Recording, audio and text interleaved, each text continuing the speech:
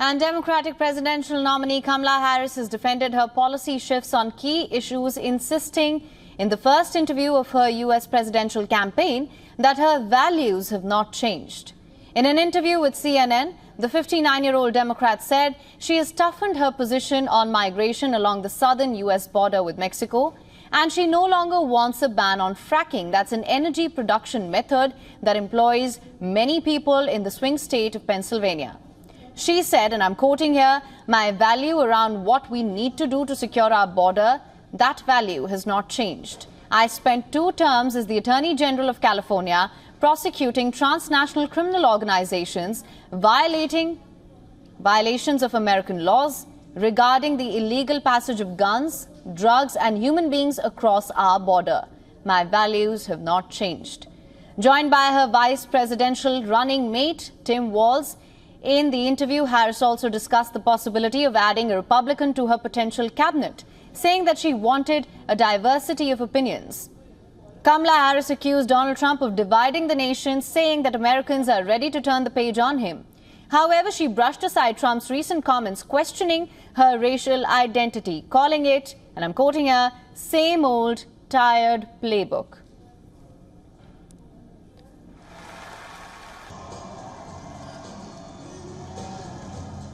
Kamala Harris gave the interview while on a campaign bus tour of Georgia, one of the 7 battleground states expected to decide the November 5th election. Reacting to the interview, Donald Trump said that Kamala Harris did not look like a leader to him. But she was sitting behind that desk, this massive desk, and she didn't look like a leader to me, I'll be honest. I don't see her negotiating with President Xi of China. I don't see her with Kim Jong-un like we did with Kim Jong-un. So we're going to have to see what happens. I'll tell you what, November 5th is going to be the most important day in the history of this country. Meanwhile, in a rally in Savannah, Kamala Harris attacked Donald Trump on the issue of abortion. She said former president does not trust women and insists that he will sign a national abortion ban. And if he wins, Donald Trump will go further. He will sign a national abortion ban. You best believe. Why don't they trust women? Well, we trust women.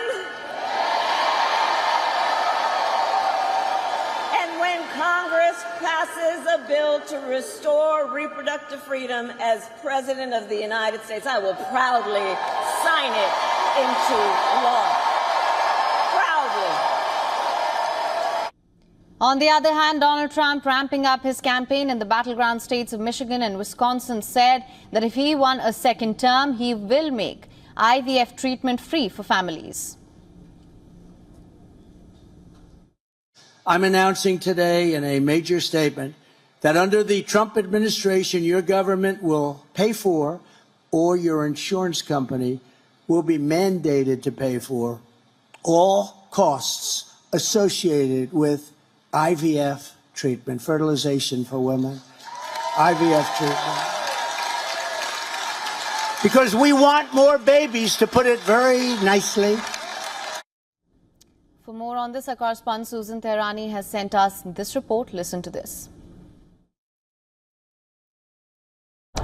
Former President Donald Trump said that he would protect access to IVF treatments if elected while campaigning in the Midwest. He also held a town hall in Wisconsin alongside former Representative Tulsi Gabbard. Vice President Kamala Harris and her running mate Tim Walz held their first sit-down interview since the start of their campaign, where Harris said that she's thinking of appointing a Republican to her cabinet if she's elected.